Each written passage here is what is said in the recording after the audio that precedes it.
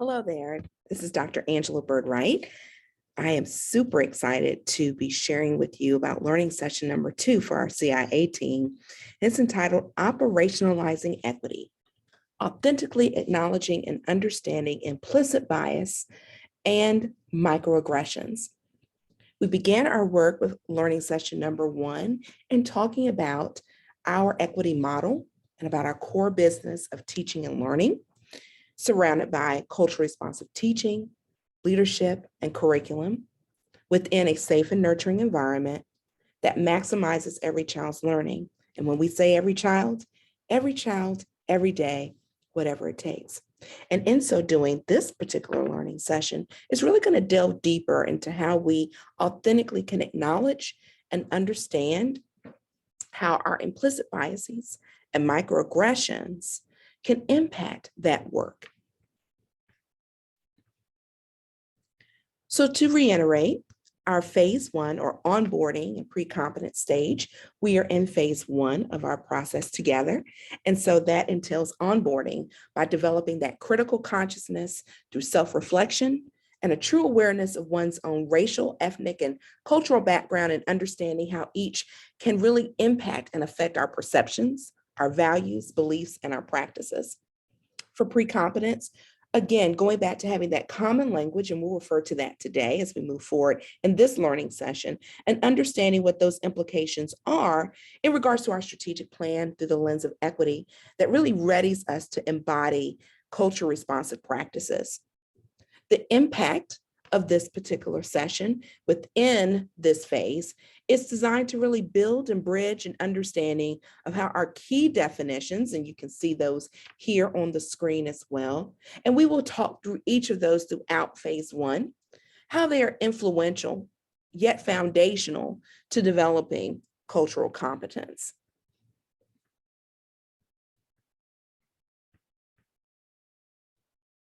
So for our learning session 2, for this description, we will have the opportunity to, again, really delve into some key terms to introduce and have some operational definitions that we'll use when we're referencing key constructs and really internalizing the key terms of equity and how that's connected with authentic acknowledgement and understanding of implicit bias and microaggressions. For our participant action, you'll have the opportunity to authentically acknowledge and understand implicit biases and microaggressions and their impact on student learning and our organizational culture as a whole. So just to reiterate our shared commitment to brave space, we will continue to refer back to these norms just to ensure that we're being our most authentic self and bringing forth our best self as we are engaging with others.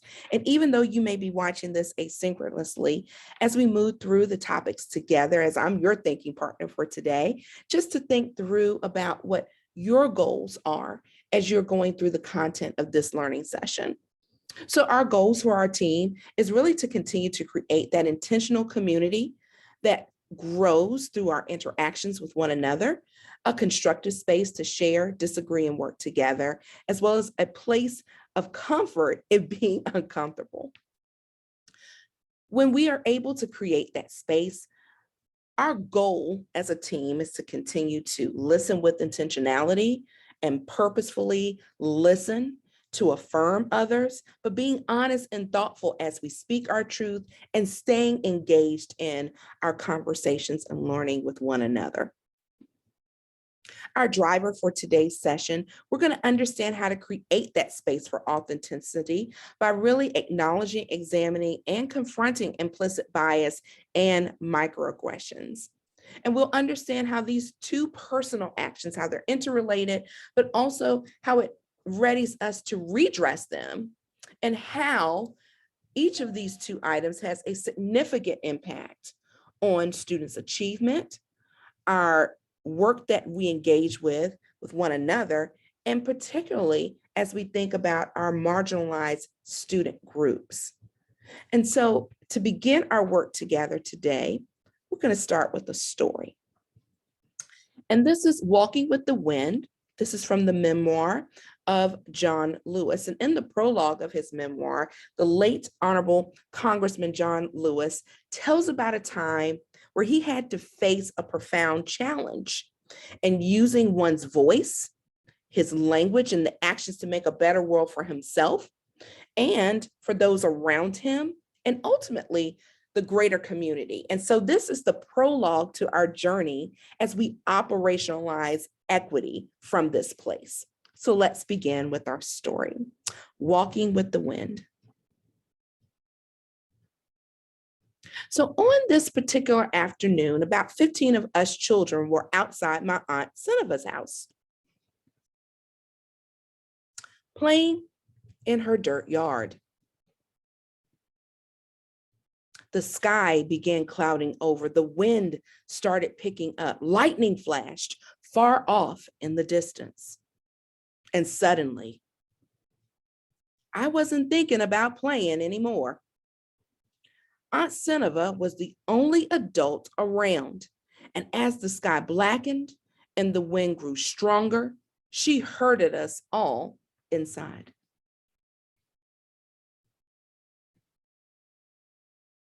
All of the shouting and laughter that had been going on earlier outside had stopped. The wind was howling now, and the house was starting to shake. And then it got worse. Now the house was beginning to sway, and then the corner of the room started lifting up, and the wood plank flooring beneath began to bend. The storm was actually pulling the house towards the sky with us inside it.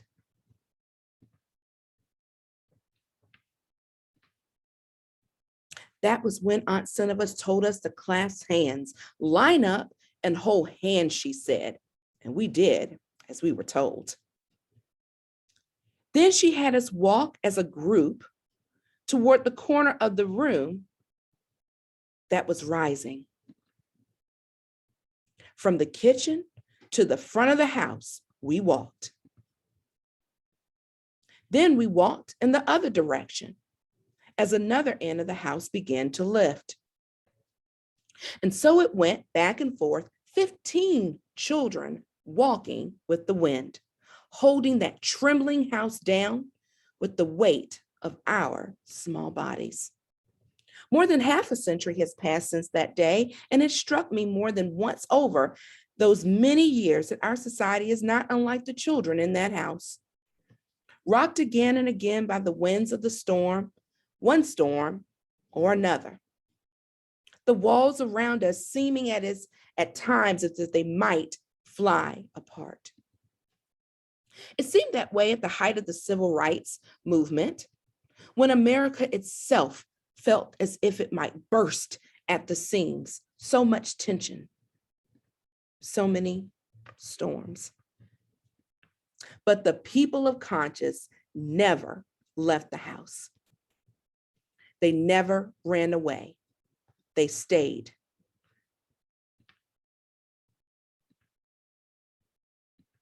They came together. They did the best they could, clasping hands. They moved to the corner of the house that was weakest. And then another corner would lift, and we would go there. And eventually, inevitably, the storm would settle and the house would still stand. But we knew another storm would come, and we would have to do it all over again. And we still do, all of us, you and I. Children clasping hands, walking with the wind. Not just the movement for civil rights, but the endless struggle to respond with decency, dignity, and a sense of brotherhood to all the challenges that face us as a nation, as a whole. That was walking with the wind. I'd like you now at this time to consider on your own, if you're watching this asynchronously, or you may be watching with another thinking partner. So for your consideration, what are the winds that are currently blowing around our house? Think about one word that describes what you need in this space to ensure that we can walk together. At this time, it'll be good to pause for you to reflect and to connect.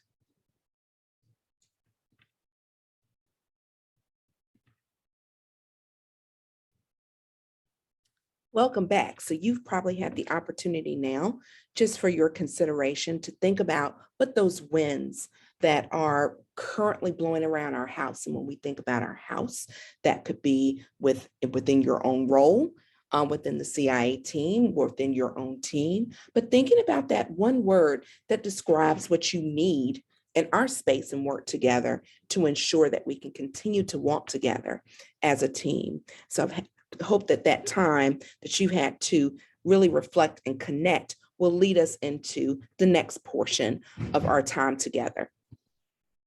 So at this time, you've already had the opportunity to have read chapter 2 of Culturally Responsive Teaching in the Brain by Dr. Zaretta Hammond. And so that's our book study for this school year as we reflect and connect to what's culture got to do with it. So you should now be and turn to page 24 of the text. And you have the opportunity to really engage on your own with these following questions. So when you hear the word culture, what comes to mind? What is your understanding of the connection between culture and race? And do you see the two as synonymous?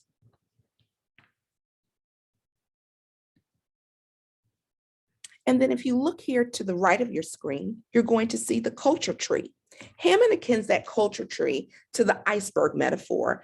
And so what are those cultural implications when we think about limiting cultural affirmation for students or staff that we support for that matter, when we only focus on surface culture, that surface culture being the observable patterns that we see in individuals, shallow culture going a little bit deeper, those unspoken rules of having a high emotional impact on trust. So that conception of time, acceptable eye contact, ways of handling our emotions, the nature of the types of relationships we engaged in, and then that deep culture, that collective unconscious beliefs or those norms that really can latch on to intense emotional impacts on trust. Because we know from our area as a part of support from the CIA team perspective, not only do we have to have trust with one another, but to the staff, meaning our instructional staff, as well as the administrative teams, our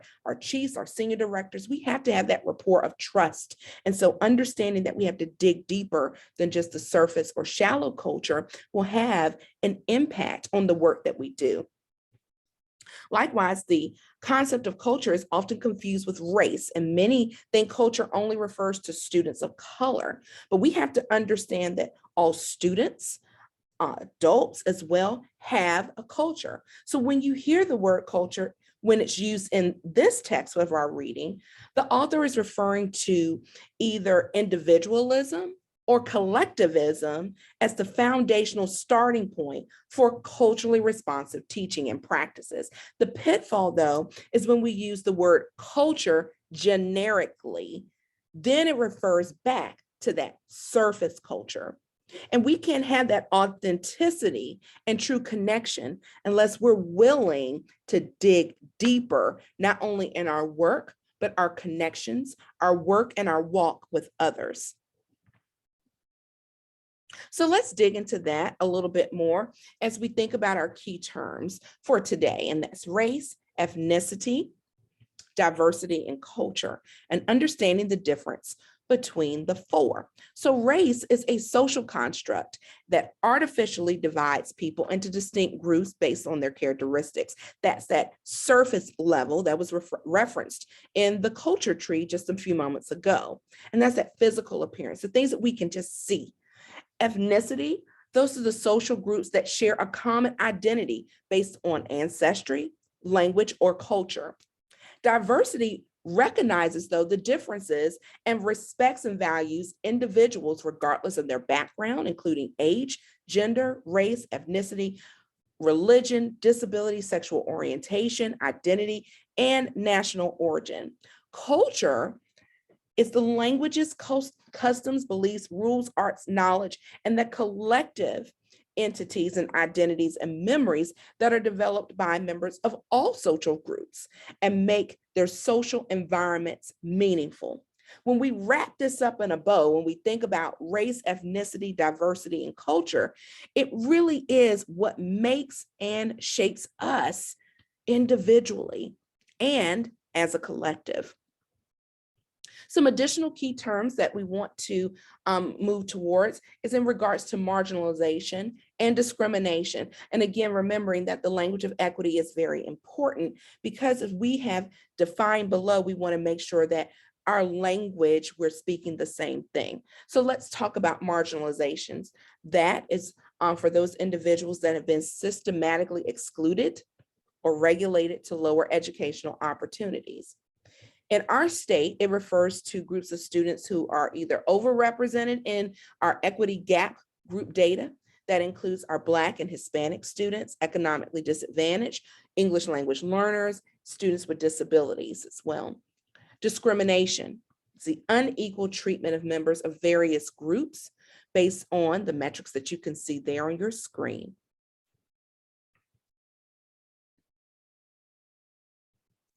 Now let's move forward, because we need to understand marginalization and discrimination, because we also want to delve even farther with that. So going below the surface and understanding bias as well.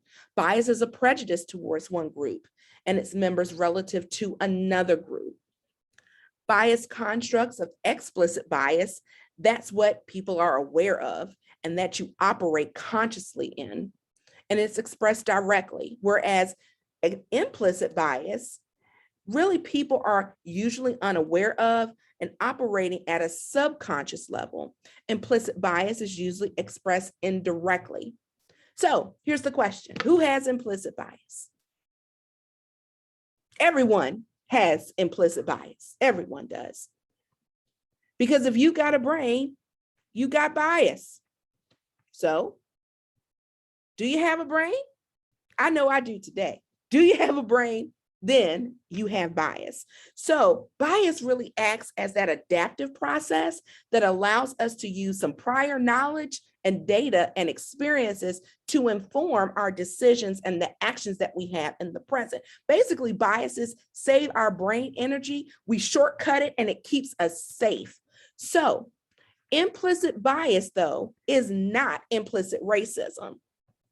To be clear. So why we engage in implicit bias is really rooted in neuroscience and related to our brain's efforts to process large amounts of information. We're constantly processing information. As you're sitting here listening to me and looking at me as we're working through this together, you're processing what I am articulating to you today. And so when you process large amounts of information and incoming data, we do this on a regular basis. But when we do some shortcuts, we know that, though, as or can surface as stereotyping. So let's address that. So implicit bias, where can implicit bias show up and look like in the educational system? Because it's important to understand how in our systems that we operate in, where this can resonate and show its head. So think about school disciplinary data and disproportionality. More than half of Virginia school divisions have moderate or high disproportionality among Black student suspensions. If you look there to the right of your screen, in 60% of Virginia school divisions, Black students are more than twice as likely than their non-Black peers to be suspended. Black students comprise 22% of the total enrollment within our school divisions in the state, but 52% of all students suspended.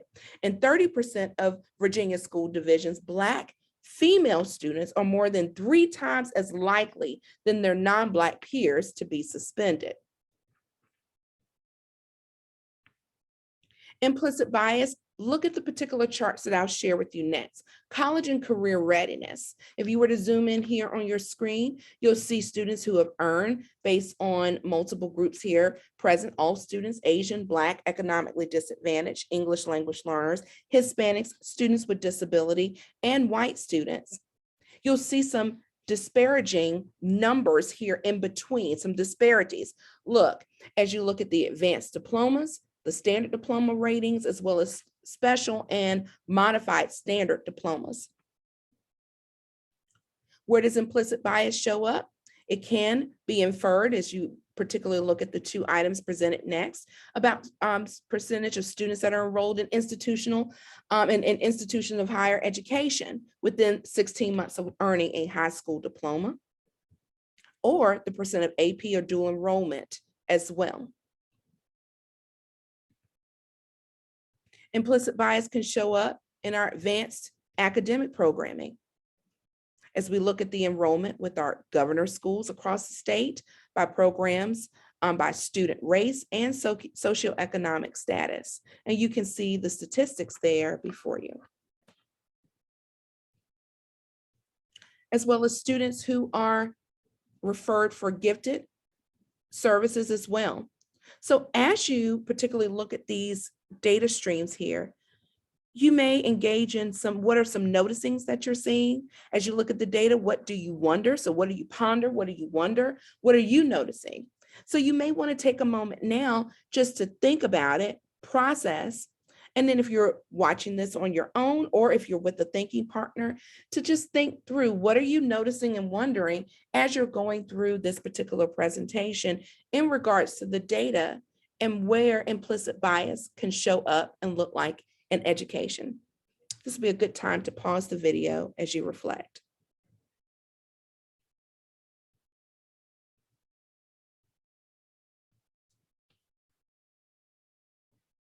Welcome back. Thank you so much for just taking the time to reflect on where we can see implicit bias show up and look like in education. So let's delve a little bit deeper as we think about disproportionality. You heard me speak of that earlier in regards to disciplinary data, but let's dig further. So disproportionality, what does that mean? We use that word frequently, but looking at a group's representation in a particular category that really exceeds the expectations for that group or differs substantially from the representation of others in that category. Disciplinary disproportionality, the disproportionality within high rates in which students from certain ethnic or racial groups are subjected to office disciplinary referrals, suspensions, office or school arrest, and expulsion. So not everything that is faced can be changed, but nothing can be changed until it's faced. So it's really important as we even think about our own data as a school division. You have the opportunity now to reflect and connect. There are 2 links that are provided to you on the presentation or on your screen now, and that is our R10 data as a division that's found on our school achievement game plans, as well as our accreditation scenarios. When you have the opportunity to click on that, you'll see our targets for each of our schools. So you may want to take a moment for the schools that you support or work with. And in your content areas, you see English, math, and science. You'll also see chronic absenteeism. Where might you see gaps in the data as you look at the achievement gap versus overall academic achievement and performance? And where our students and our schools need to be to maintain accreditation without conditions. This will be a good time to pause the video so that you can look through the data as well here from our R10 and accreditation scenarios as well. so that you can understand how to support schools in your particular role or in your role within your team. So take a few moments. We'll pause here and then we'll come back together in just a moment.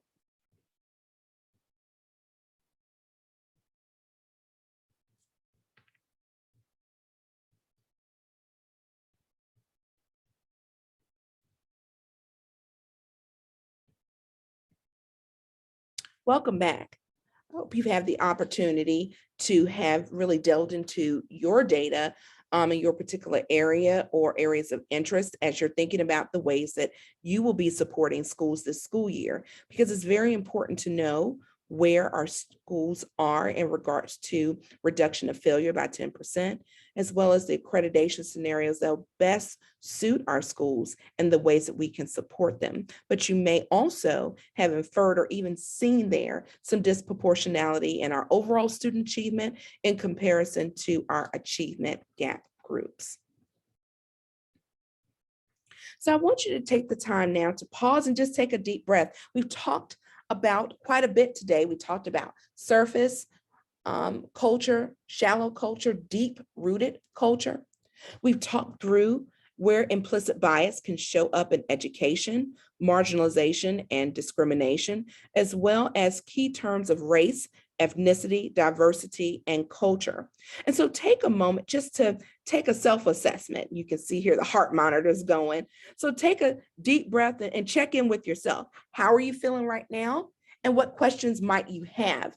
And as you think about those questions, feel free to contact me directly so I can help to answer those questions or help you to navigate through the content of what we're speaking of through today. So now we're going to move forward and discuss an outgrowth of implicit bias, and that is of microaggressions. So microaggressions in its three forms really are an outgrowth of implicit bias, microaggressions being indirect, subtle, or unintentional discrimination against members of a marginalized group. And it takes the form in these three veins here that you will see. Microassault, that's a verbal or nonverbal attack really meant to hurt the intended victim through name calling, avoidance behavior, or purposeful discriminatory actions. Micro insults are insensitive communications that demean someone's identity or signaling that their contributions are unimportant. Micro invalidations involve negating or ignoring the psychological thoughts, feelings, or experiences or the reality of a person. So microaggressions can really have a serious impact and should not be dismissed. We should not be dismissive of them because of their brief and sometimes unintentional nature.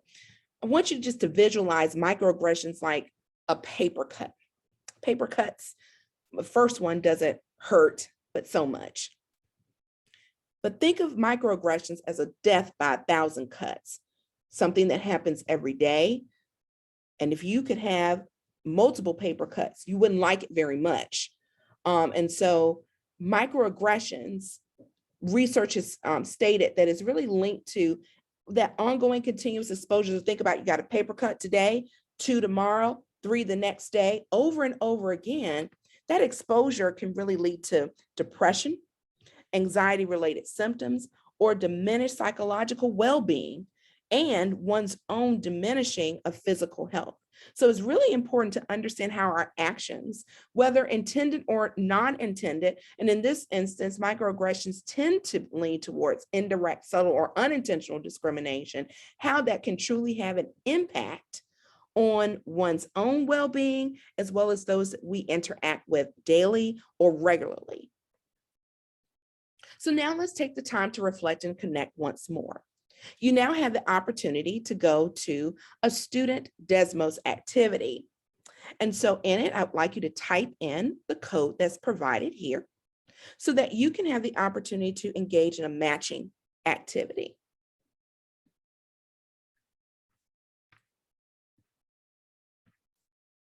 What you're going to do is to draw one or more lines connecting the statements in the first column to the possible interpretations in the second column, understanding there could be possible or multiple interpretations for each statement. So you want to think about how these statements can be interpreted as disparaging remarks.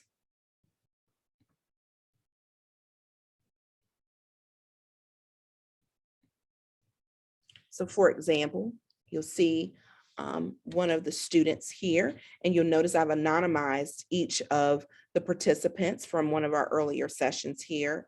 And you can see column A statements in comparison to column B. So you'll see the statements there on the right-hand side and those possible interpretations. And as you can see, there are many. So take a moment. This will be a good time to pause so you can engage in this particular activity, and then we'll come back together to discuss.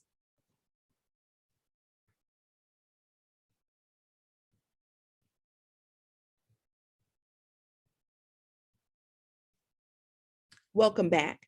So at this time, let's engage in some thinking as we think through the particular aspects of that last activity. So let's think about awareness. Did this exercise make you aware of any microaggressions you may have committed? Next, acknowledgement. How did it feel to connect the statements to the possible interpretations?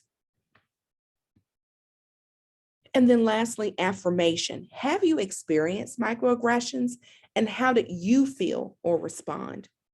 This is that step in as we think back about our driver for this session, and that is really developing that self-awareness, because this is going to launch us into our following session in regards to critical consciousness. But to do that, we have to have awareness of self.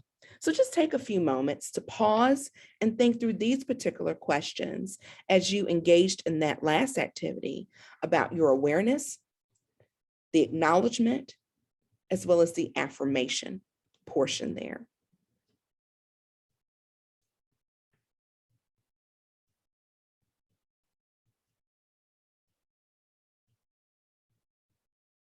Welcome back.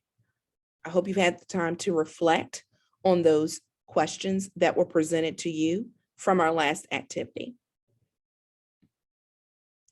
So it's important to acknowledge that everyone, no one's exempt, everyone has committed or experienced microaggressions.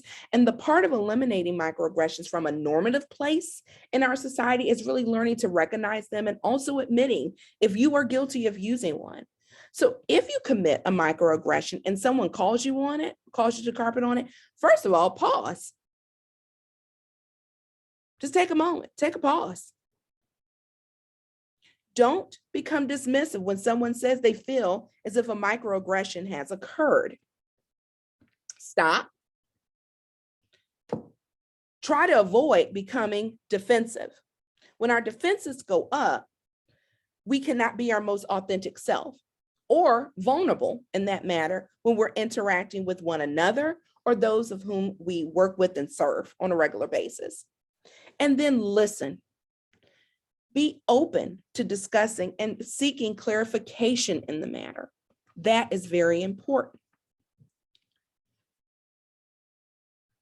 So the way that we can pause, stop, and listen is really hardwired and deeply rooted in culture.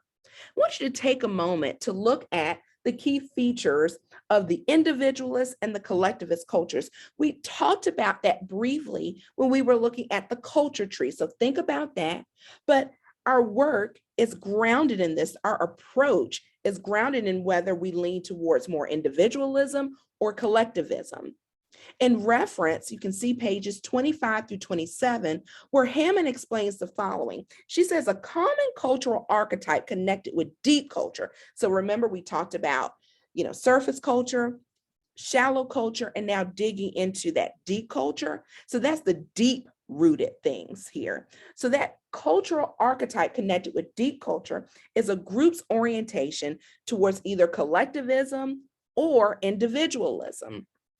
Each reflects fundamentally different ways the brain can organize itself. And our brains are really wired to favor a communal view of the world, whereas in American society, the dominant culture is more individualistic, while other cultures, mainly African American, Latino, Pacific Islanders, Native American cultures and communities, lean more towards collectivism, of which there is a spectrum. So when you think about it, individualism and collectivism really play a role in our worldview and can impact how we as adults can interact with one another in our roles as educators, support staff, and our leadership approach. So I'd like you now to think about these next set of questions as you think about where you may lean. So what are some implications? If you remember back to our first session, we're drawing that string right there, or that linear progression to this session. And that is now knowing where you might lean as we dig deeper into our own collective stance and our own cultural stance for that matter. What are the implications for our role, for our team, as well as for the students and the families, and make it on your own. We talked about that as well, that I serve. So this will be a good time to pause the video and to stop, reflect, and to connect. So again, think about what are those implications for your role, for your team, and for the students and families that you serve.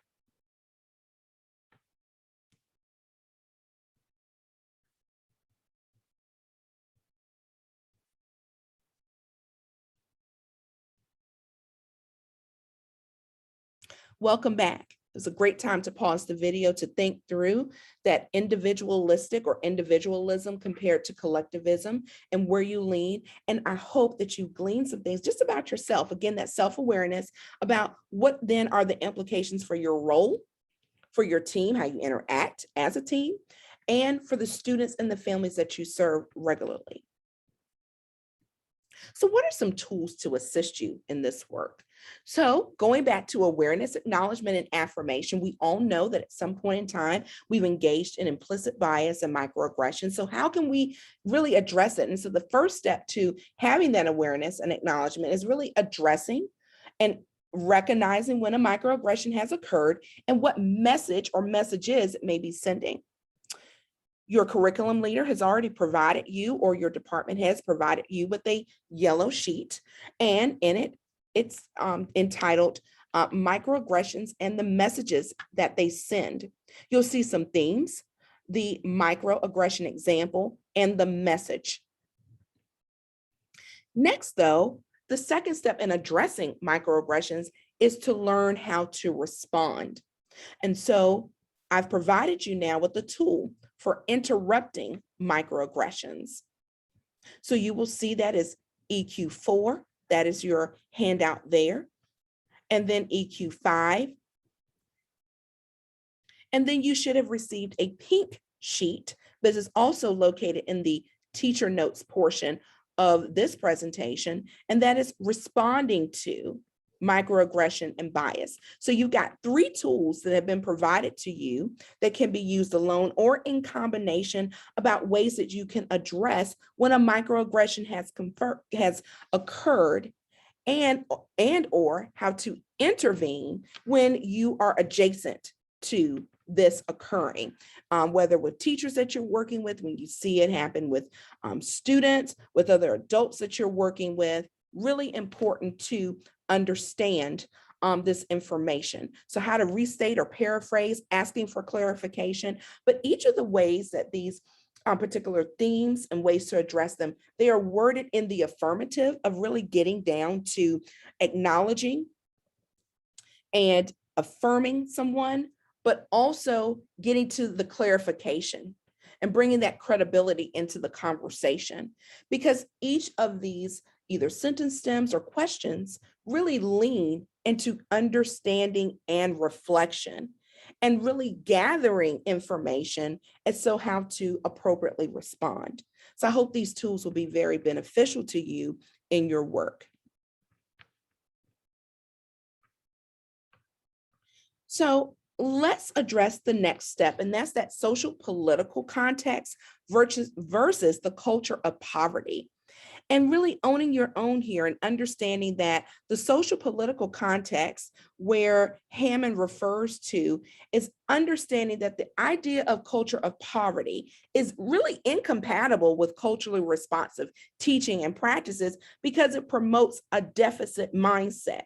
Deficit thinking really defines students and families by their weaknesses rather than their strengths, suggesting that those weaknesses stem from low intelligence, from poor moral character, or inadequacy in social skills and awareness. So the culture of poverty does not compute and does not acknowledge the impact of institutional racism and structural racialization, skin color, privilege, or language discrimination. You can see those references to text by Hammond on pages 28 through 33.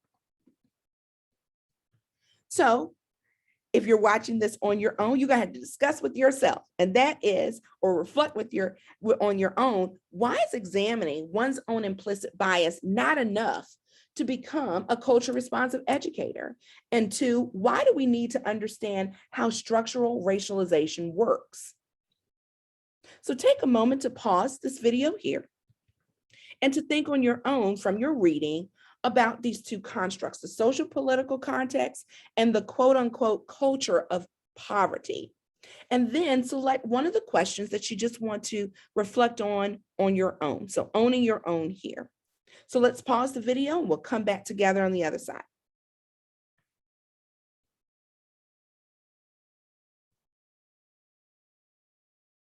Welcome back. I hope you've had the opportunity to really delve into these two particular constructs of socio-political context, as well as the culture of poverty, and to really dig into those particular questions as you see here before you today.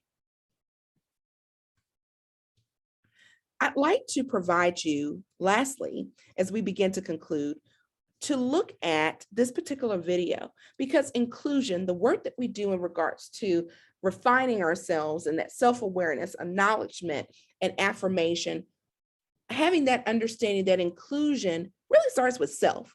So I want to just give you a moment to look at this short video and then have some reflection on the other side here.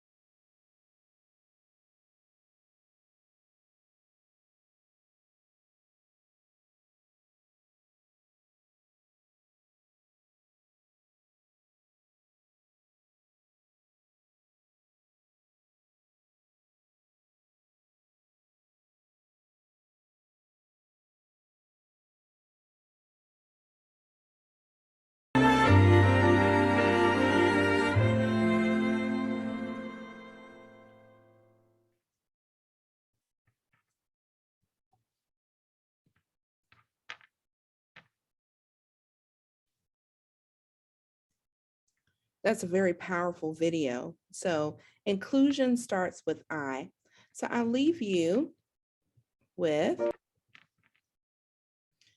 as you think about the video and now this question through that lens, what is your role as an educator and as a member of this team? So when we think of this team, we're thinking about the CIA team in creating spaces where you and others can bring your full and authentic self.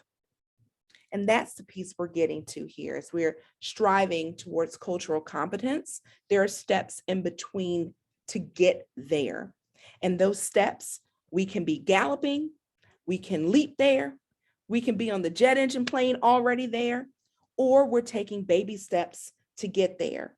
But as you think about your role as an educator and as a member of this team, how can you take that ownership, having that awareness and acknowledgement and affirmation, where you can create spaces where you and others around you can not only you bringing your full self and your most authentic self, but creating that space where others can do the same.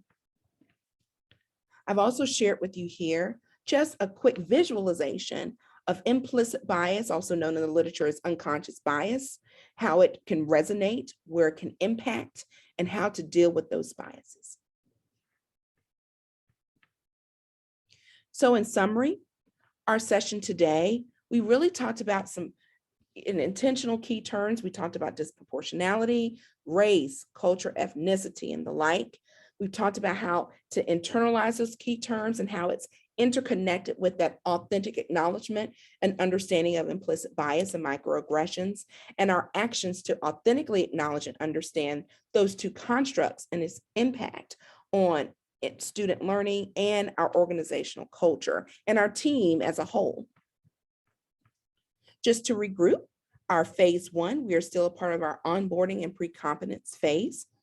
Phase or lesson 3, as we move forward, we'll be engaging in self-reflection and awareness in order to unpack one's own critical consciousness. So we're going to go even farther than just self-awareness, but use those tools in our own self-reflection. So I hope over the course of the last 2 learning sessions, and we know that this is a continual work. It's not going to just stop with those 1 or 2 sessions, but taking that work and with our post-work exercises, and then that continual self-reflection as we move forward, because we're going to need that as we unpack our collective and individual critical consciousness.